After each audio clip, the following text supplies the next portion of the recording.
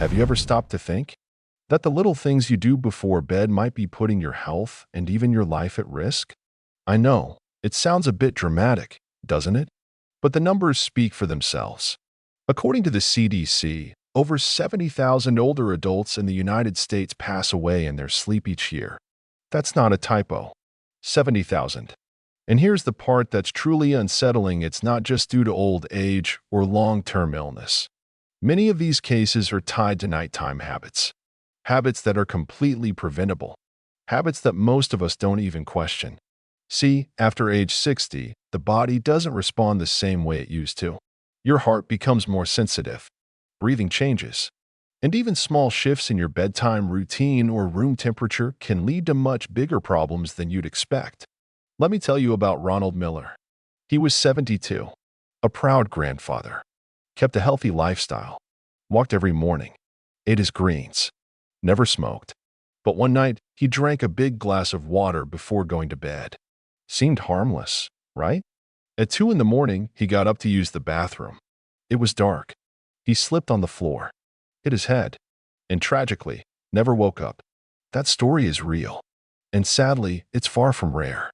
Many older adults fall into routines that feel totally fine on the surface, like having a snack right before bed to help drift off, or taking evening medications that might lower blood pressure or slow breathing without realizing it. Some folks like to sleep in a warm, cozy room under thick blankets, heat turned up high. But that can quietly lead to dehydration, or even raise the risk of a stroke. Now, I'm not here to scare you. That's not the point. I'm here as someone who cares deeply about your well-being. Someone who spent decades studying how the smallest changes can lead to a longer, healthier life.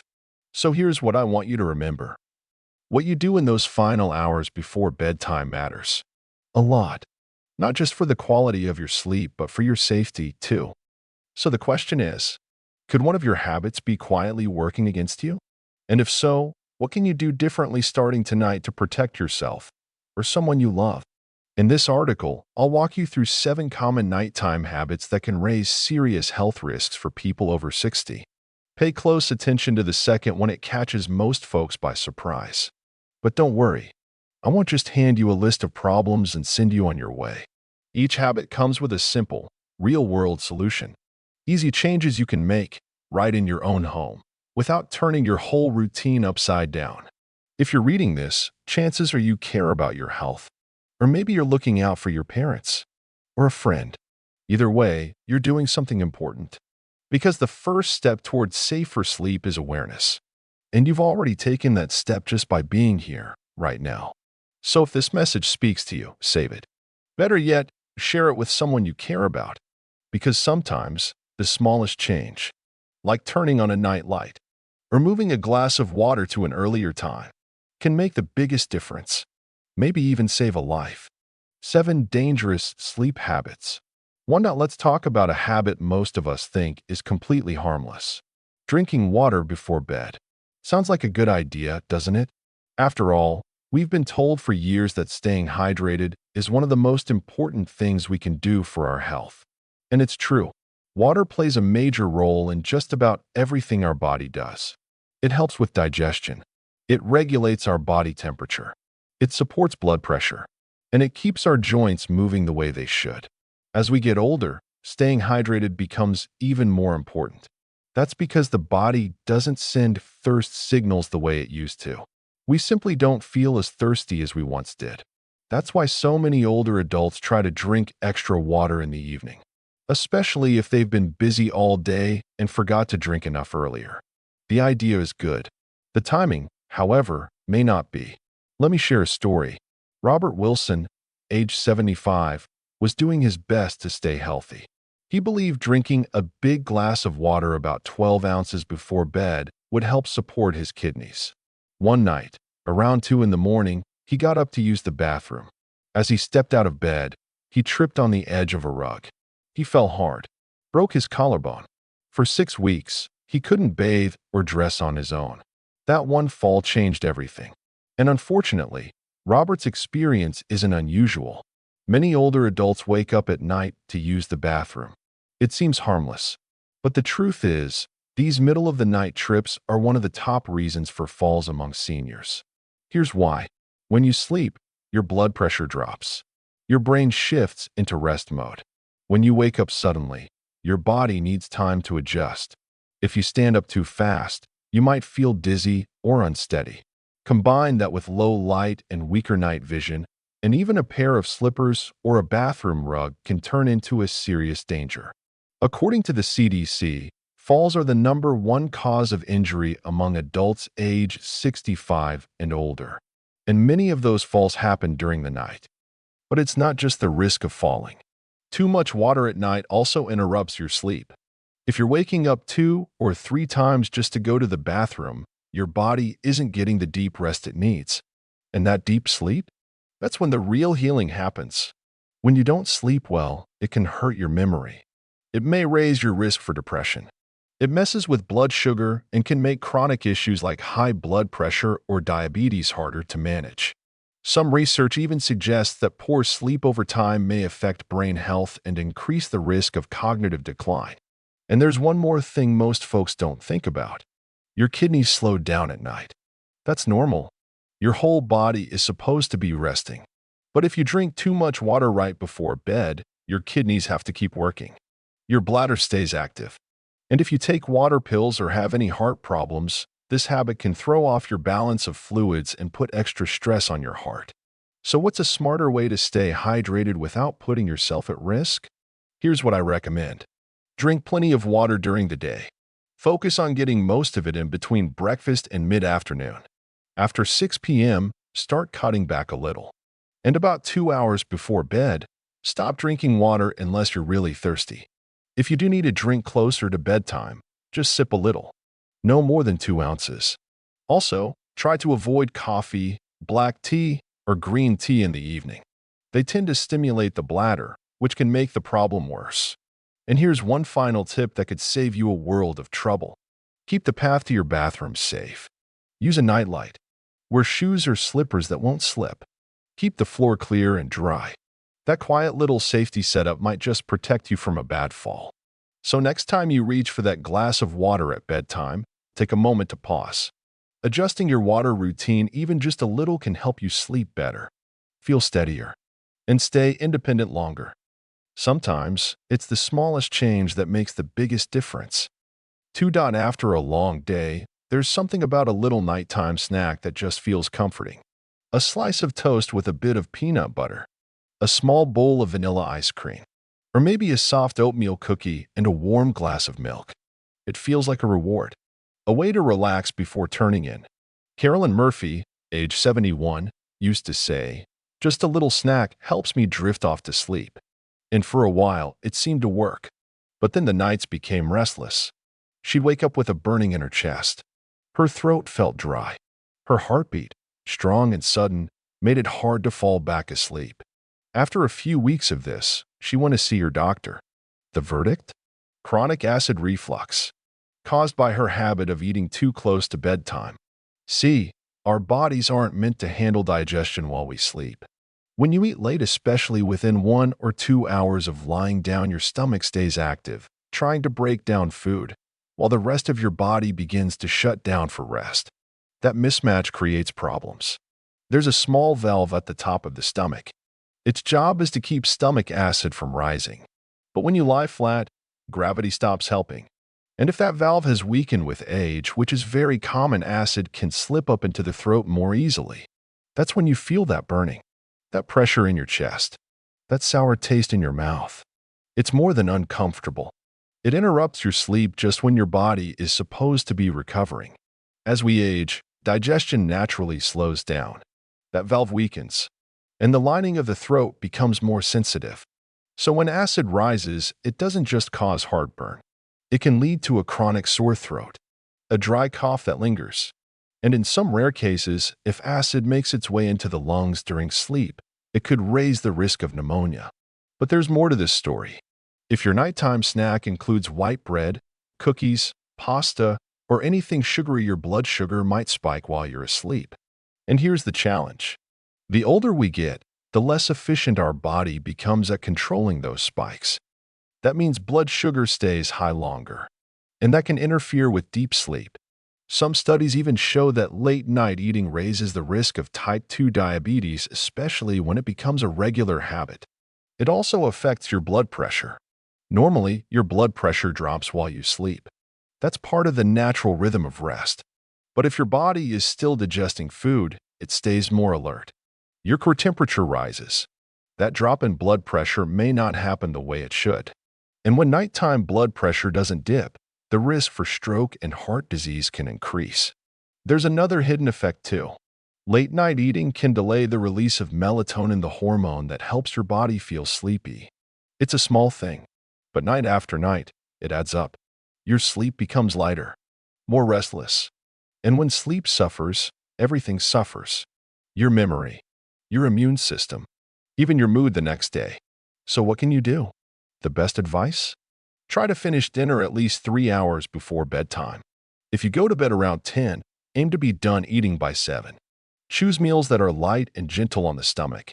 A piece of baked chicken, some steamed vegetables, a little brown rice or sweet potato. Skip fried foods. Keep sweets to a minimum. Avoid salty or spicy dishes late in the evening. And if you truly need something small before bed, reach for a few slices of banana, a small apple, a handful of plain almonds about 1 ounce, or a spoonful of plain, unsweetened yogurt. These small changes in timing and food choices can help you sleep deeper, wake up feeling clearer, and most importantly, protect your heart and digestive system while you rest. Because sleep is when your body does the real work of healing. So let your stomach rest too. It deserves the break. 3. Most of us don't give much thought to how we sleep. If it feels comfortable, we just stick with it. But here's something worth considering, especially as we get older. The way you sleep each night, those 6 to 8 hours when your body should be resting and healing, can quietly affect your heart, your lungs, and even your brain. Let me tell you about someone I met not long ago. His name is Jack Monroe. He's 72, a retired carpenter, and he's been sleeping on his back since he was in his 20s. "Only way my shoulders feel right," he said with a grin. But lately, Jack started waking up feeling foggy. He'd feel pressure in his chest, sometimes a little out of breath. His doctor sent him for a sleep study. The results were eye-opening. It turned out Jack's back sleeping habit was partially blocking his airway at night. No loud warning, no dramatic symptoms, just a quiet drop in oxygen while he slept.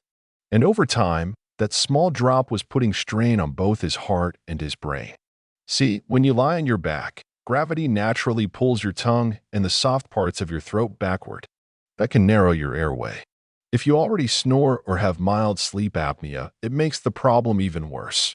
Even without a formal diagnosis, low oxygen during sleep can lead to memory trouble, fatigue, and higher risk for heart problems down the road. One major study found that older adults who regularly sleep on their backs had a 22% higher chance of having heart-related issues during the night compared to those who sleep on their side. And there's more. Sleeping flat on your back can also make acid reflux worse. When your head and chest are at the same level, there's nothing to stop stomach acid from creeping up into your throat. And since the valve between the stomach and esophagus weakens with age, that nightly reflux can turn into a sore throat, dry cough, or even damage to your esophagus over time. Now, a lot of folks try sleeping on their right side instead. It feels natural, but that can also have drawbacks. Sleeping on your right side can put pressure on a major vein that brings blood back to the heart. That added pressure may affect circulation and make your heart work harder through the night. So what's the safest sleep position? Most experts recommend sleeping on your left side. Here's why. It helps your heart pump more easily. It encourages better blood flow. It lowers your chances of acid reflux. And maybe most fascinating of all, it supports your brain's built-in cleaning system. During deep sleep, your brain works to clear out waste. That process happens best when you're lying on your left side. In fact, a university study showed that left-side sleeping helped that process work up to 63% more efficiently compared to back sleeping. That means better overnight healing and possibly long-term protection for your brain. If you're not used to sleeping on your side, don't worry, it takes time. Try placing a pillow behind your back to stop yourself from rolling over. Add a small one between your knees to keep your spine aligned. And choose a supportive neck pillow that keeps your head in line with your shoulders. If acid reflux is part of your concern, try raising the head of your bed by about 6 to 8 inches. You can use a wedge or simple risers to do the trick. Bottom line, your sleep position matters. It's not just about comfort. It's about protecting your heart, supporting your brain, and giving your body the best chance to recharge every single night. So tonight, when you lie down, give your body the gift of better sleep posture. It just might change the way you feel in the morning and for years to come.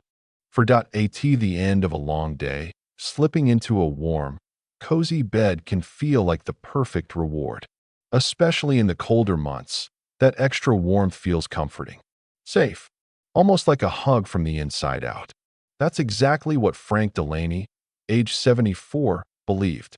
Living in Vermont, where the winters stretch long and cold, Frank always kept his bedroom at about 75 degrees. He bundled up under thick blankets and flannel sheets, thinking it was the healthiest way to sleep. But then, something started to change. He began waking up several times each night, hot and drenched in sweat. By morning, his t-shirt would be soaked, and instead of feeling rested, he felt just as tired as when he went to bed. After talking to his doctor and completing a sleep assessment, Frank found out the warm room he thought was helping was actually working against his body. See, your body is designed to cool down at night. That drop in temperature isn't just about comfort, it's a biological signal. It tells your brain it's time to wind down. When the room is too warm, your body has to work overtime to stay cool. And instead of easing into deep sleep, it stays alert. That heat can interfere with the natural release of melatonin, the hormone that helps you fall and stay asleep. And the impact is even stronger as we age. As we get older, our ability to regulate temperature gets weaker. We sweat less. We don't always notice when we're getting dehydrated. And that slow buildup of heat can take a toll without us even realizing it. One quiet risk: nighttime dehydration. When your room is too warm, you lose moisture through your skin. If you're not drinking enough during the day, something many older adults struggle with, you may go to sleep mildly dehydrated. And when you're even a little dehydrated, your blood becomes thicker. That increases the risk of clotting, especially in folks who've had heart conditions in the past. That's not the only concern. Research from a study published in a well-known journal on aging found that people who slept in rooms warmer than 72 degrees got significantly less deep sleep. In fact, their deep sleep dropped by up to 30%. Now, deep sleep is where your body does its best work. It's when your brain files away memories, when your immune system recharges, and when your cells get to work repairing the day's wear and tear. Without enough of it, you may wake up feeling foggy. You may get sick more often, and over time, your risk for conditions like high blood pressure, chronic inflammation, and even cognitive decline goes up. Also, warmer rooms at night force your heart to keep working harder. Sleep is supposed to be a time when your heart rate slows down, when your entire cardiovascular system gets a chance to rest. But when your body is too warm, your heart pumps faster, trying to push blood to the skin to cool you down. That added effort can be tough on folks with high blood pressure or heart failure. So what's the sweet spot? Experts suggest keeping your bedroom between 60 and 67 degrees. That's the range where your body cools down naturally. Melatonin is released properly, and your chances of getting that deep, healing sleep go way up. Here are a few easy ways to keep your room comfortable. Choose lightweight, breathable bedding like cotton sheets. Skip the heavy comforters and heated blankets, or use them just to warm up the bed before you get in, then take them off. If you tend to get cold, wear layered pajamas you can adjust through the night. Use a fan to keep air circulating, or crack a window if the weather allows. And remember, late-night meals or intense exercise can raise your body temperature, too. So try to avoid both within a few hours of bedtime. Bottom line, great sleep isn't just about how long you're in bed. It's about creating the right space, the right temperature, the right rhythm, and sometimes just turning the thermostat down a few degrees can help your heart rest easier, your brain recover better, and your body wake up feeling refreshed and ready. So tonight, give it a try. Cool the room, relax your body, and let your sleep do what it's meant to do: restore and renew you. 5. That it's 2 in the morning. You wake up to the sound of your phone ringing. Or maybe nature's calling, and you need to get to the bathroom. Without thinking, you throw off the covers and jump out of bed. But the moment your feet hit the floor, something feels off. The room spins. Your head feels light. Your balance disappears. You reach for the wall or a chair, anything to steady yourself. For some, this moment passes quickly. For others, it ends in a fall. That's exactly what happened to Jerry Thompson. He's 76, a retired electrician, proud of his independence and sharp thinking. But one night, after getting up too quickly to grab a glass of water, he lost his footing. He fell and fractured his wrist. That fall changed everything for him. Later, his doctor explained he had something called a drop in blood pressure upon standing. It's more common than people realize, especially in older adults. Here's what's going on. When you move from lying down to sitting or sitting to standing, your body has to shift blood quickly. For younger folks, that adjustment happens fast. But as we get older, the system slows down a bit. The blood doesn't get to your brain quite as fast. And that moment of delay, just a few seconds, is enough to make you feel dizzy, lightheaded, or unsteady. Sometimes, it even causes fainting. And when that happens near hard floors, slippery rugs, or furniture, it can lead to serious injury. The CDC says falls are the leading cause of injury and accidental death in people over 65. And many of those falls happen late at night or first thing in the morning when our bodies are still in rest mode. See, during the night, your heart rate naturally slows down. Your blood pressure drops. Your whole system shifts into power save mode. If you suddenly stand up, your body doesn't always catch up in time. Now, this situation becomes even more likely if you take medications for blood pressure, water pills, or something to help you sleep. And when you add in things like dim lighting, slippery socks, or walking barefoot, the risk of falling grows even more. So what can you do to protect yourself without giving up your independence? It starts with one simple habit. Don't rush. When you wake up, pause. Take 10, maybe 15 seconds to just lie there. Then slowly roll to your side. Let your feet touch the floor. Sit at the edge of the bed for about half a minute. During that time, move your feet around. Wiggle your toes. Gently roll your ankles. Take a nice, deep breath in. Exhale slowly. This little routine helps wake up your circulation and gives your brain time to catch up. If you feel thirsty during the night, keep a small water bottle by your bed. A couple of sips can help you feel more grounded. And don't forget your environment. Keep a soft night light plugged in or use motion lights that turn on when you step out of bed. Make sure the path to the bathroom is clear. Remove rugs that curl or slide. Keep the floor dry. And never walk barefoot at night. Wear supportive slippers with non-slip soles. Ones that are easy to slip on, even in the dark. If you're someone who feels unsteady at times, you might consider adding a grab bar beside your bed or along the hallway. These changes don't take much time, but they can save you from weeks or even months of recovery after a fall. Remember, most falls don't happen because we're weak. They happen because we're in a hurry. So give your body the moment it needs. Let yourself wake up gently, because nighttime is for rest, not rushing. And those extra few seconds, they could protect your health and your independence for years to come. 6. Sleep is one of the most powerful tools we have for healing.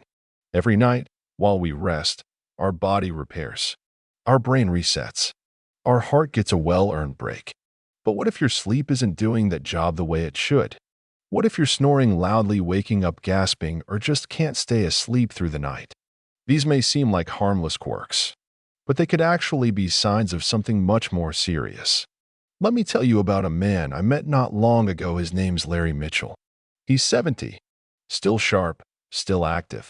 But for years, he thought he was just a noisy sleeper. His wife used to joke about his snoring. She wore earplugs every night.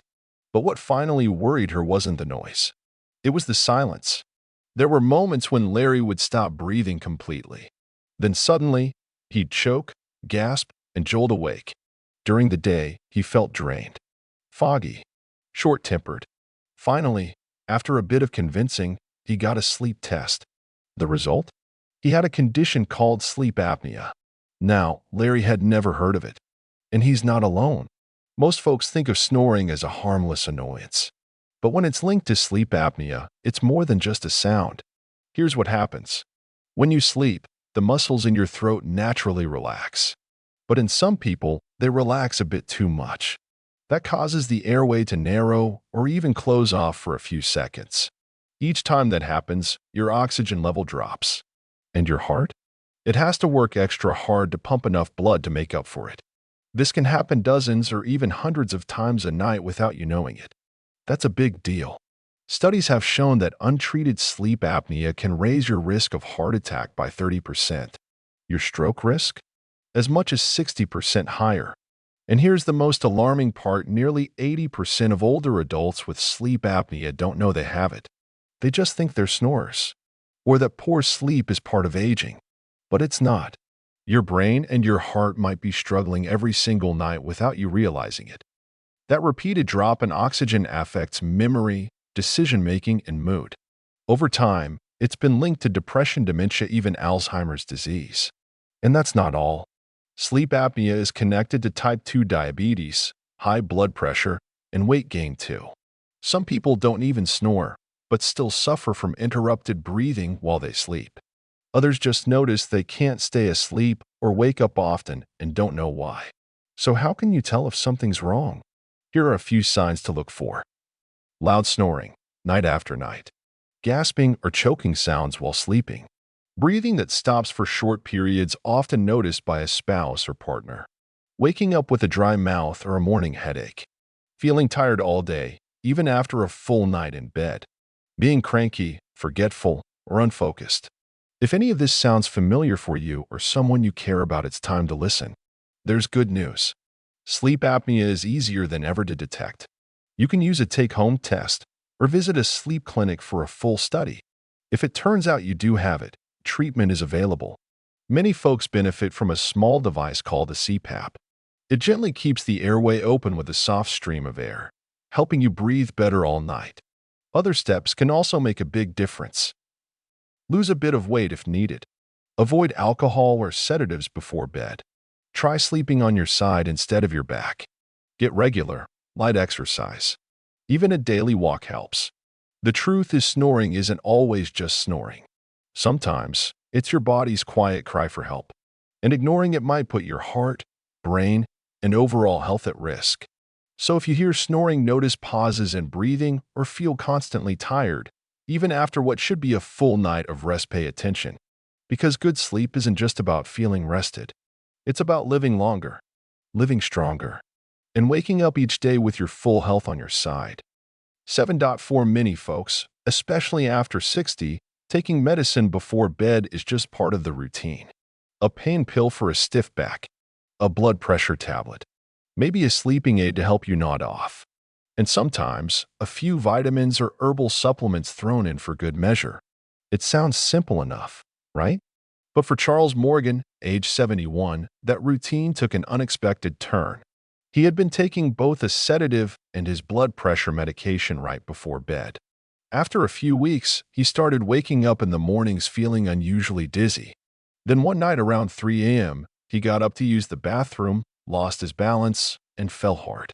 He needed 5 stitches on his forehead. At the hospital, the doctors reviewed his medications and realized the timing, not just the meds themselves, had played a major role in the fall. That's the part many people don't think about. It's not always the drug that causes trouble, it's when and how you take it. Some medications that seem completely safe can turn dangerous if taken at the wrong time, especially at night, when your body is already in rest mode. Take sedatives and sleep aids, for example.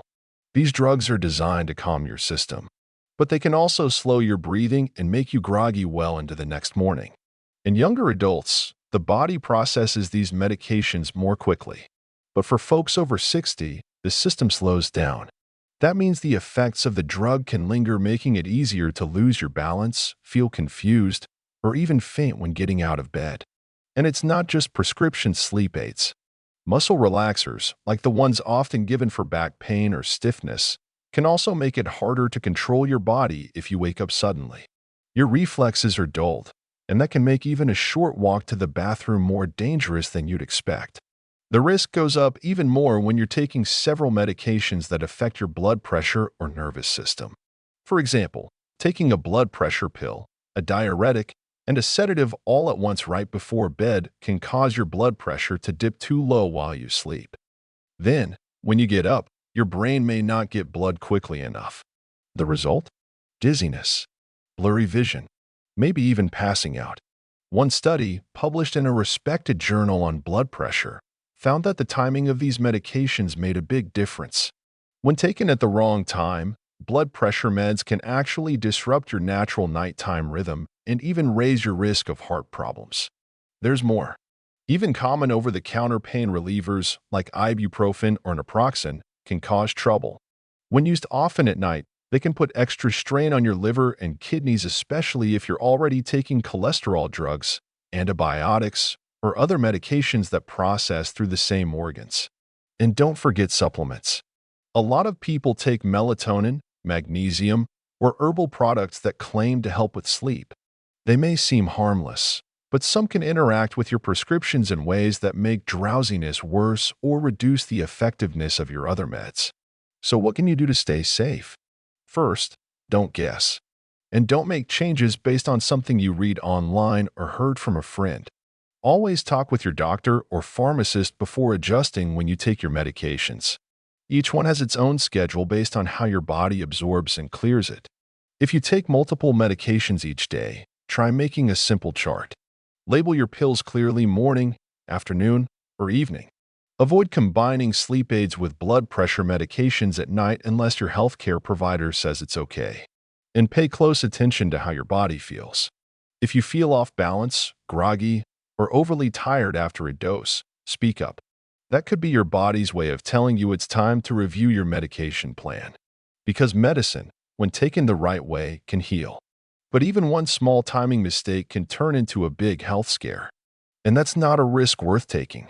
So before you take your next pill, especially before bed, take a moment to double check. It might just save you from a long recovery or a hospital stay you never saw coming. We often think it's the big stuff that keeps us healthy. Sticking to a strict diet, pushing through a workout, taking our medications at the exact right time. And while all of those things matter sometimes, it's the small, quiet habits, especially the ones we barely notice at night, that make the biggest difference over time. Think about it. A glass of water before bed, a scoop of ice cream while watching the evening news, jumping up too fast when nature calls in the middle of the night, or that familiar sound of someone snoring down the hall. These little things don't seem harmful, but they can slowly chip away at your energy, your heart, your memory, and your ability to get truly restorative sleep. For folks in their 60s, 70s, and beyond, your body doesn't bounce back the way it used to. What once felt minor, a little dizziness here, a skipped heartbeat, there can become something far more serious. But here's the good news. You don't have to overhaul your entire lifestyle to feel better. You don't have to give up all the comforts you enjoy. All you need to do is start noticing. Start asking yourself, is this helping my sleep or making it harder for my body to recover overnight? Because sleep isn't just rest. It's repair. It's the time your heart slows down and gets a break. Your brain organizes memories and clears away clutter. Your muscles rebuild. Your hormones rebalance. And every system in your body, every single one, gets a chance to reset. So let's walk through a few of those small habits and why they matter. That glass of water right before bed? It seems harmless. But if it wakes you up at 2 a.m. to use the bathroom, and you're a little off balance or groggy, the risk of falling is very real. That late night snack? It may feel like comfort, but it keeps your digestive system working when it's supposed to be resting. It can raise your blood sugar, stir up heartburn, and keep you from reaching deep sleep. Sleeping on your back? For some, it's fine. But for others, it can make breathing harder.